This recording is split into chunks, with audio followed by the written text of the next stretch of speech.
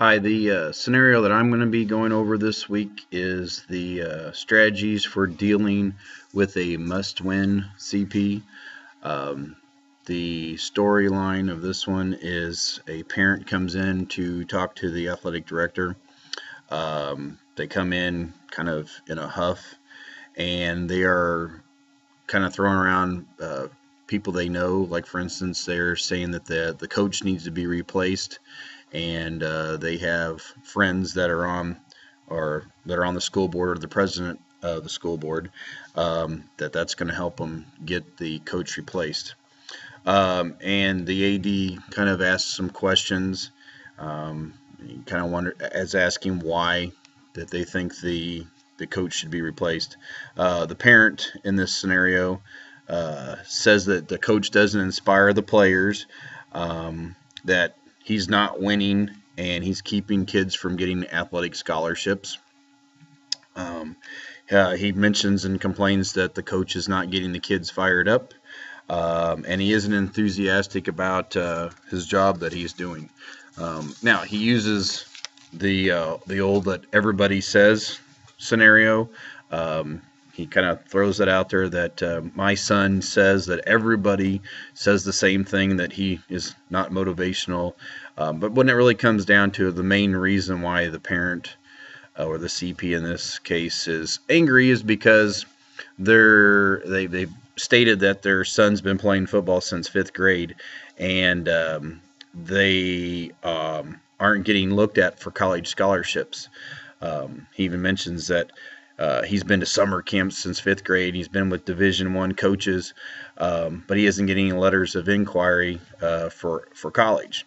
So that's really the main reason why he's mad, because he doesn't feel like his kid's getting the proper attention that he should get, and he believes that it's the coach's fault because they're not winning. If you're not winning, they're not bringing in college recruiters to watch your kid play.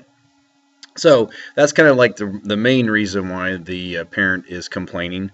But then he starts to give reasons why. There's other reasons why that they think the coach isn't doing their job. For instance, they talk about how the weight room isn't ran correctly, and that other things. Well, that the conditioning isn't as done as well as that other schools are doing, that are the competing schools. Now, the interesting thing about this, which I was reading this scenario, is that the AD was doing, I think, what the questions they were asking were done really well. You can, even in the way they were kind of read, when you read them, they kind of tell that the AD was keeping calm the whole time that the parent was complaining. And a little bit about the profile of the parent or the CP of this one. They obviously are a dominant kind of tyrant personality, which many times that means that they're rigid, critical, insensitive. A lot of times that they want to say what they got to say to get their point across, and they don't care who they're talking about. Many times they're stubborn and very argumentative. Now, in this actual scenario, they did a good job. The AD needs to always stay calm. And hopefully, if they stay calm, the parent will stay calm as well. If the AD starts to get kind of angry about what the person's saying, they need to kind of take themselves out of the scenario and kind of like just be there to listen to the parent complain. Sometimes just listening, a lot of times, will diffuse a problem more than actually asking lots of questions right up front. Let the parent say what they want to say, and then you can start asking questions to kind of help to field out why they feel this way. Like, for instance, on this particular scenario, the very first thing he says is, "Help me understand what causes you to feel that the Coach John should be replaced." So he's, number one, by asking questions like that, you're looking and feeling that to the CP that you are caring about what their problem is, by not dismissing it. And then they go into other scenarios that or situations where they talked about, the AD says, "You mentioned that the coach doesn't inspire you, and can you go into more detail?" By getting that more detail, you can actually find out if the guy actually has any merit to his complaint, because maybe he does have something that maybe the coach isn't doing their job correctly. I mean, not every parent that comes in complaining is got some major motivation. So to help their kid. Many times that's the case, but sometimes they actually have a real beef or a reason for not being happy, and maybe the coach isn't doing what they're supposed to be doing. Some of the general management options that a AD needs to do is try to understand the CP's frame of references. So if you ask a question, you need to, if you don't understand what they're talking about, ask more questions to get to the bottom of it. An AD also in that situation needs to assume a controlled and assertive posture. So if you're like kind of in a defensive posture or stance and you're like, rolling your eyes, and that probably would not be good, but kind of standing with your arms crossed. I mean, body language. So if you're standing and, looking like that you're really not going to listen, that also can maybe, take it to a whole other level and not help diffuse the problem. While you're doing all this, make sure you aren't showing any anger or any emotion. Look them in the eye so they know that you're actually paying attention. If you're not looking them in the eye, it makes someone probably not want to divulge what their problem is to the full extent of the problem. So, I mean, that just goes without saying. When you're talking to someone, you should look them in the eye anyway. So these are some examples of how to diffuse the situation, and I believe that probably this happens a lot because I think a lot of parents think that their kids are going to go on, and I've seen this many times, that they are kind of upset that their kid's not as successful in the sport that they chose for him to play. They're not getting all the fanfare, and they're not getting all the.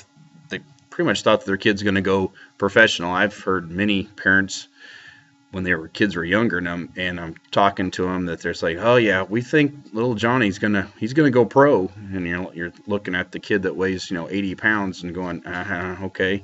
But many parents think that, and they think that that's going to be their way into getting into college. So in this situation, the parents upset, number one, that probably because their kid isn't really probably making the grade when it comes to being good on the field or whatever particular sport it is. Well, in this case, it's football. So that could be the factor that they're more angry, not so much at the coach, but they're more angry at the situation of why their kid's not getting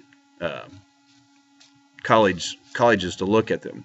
So a lot of times an AD, another thing that they can do to kind of diffuse the situation is shift the focus. In this actual scenario, the AD did a good job of communicating and try to ask them questions that will shift the whole side of the conversation.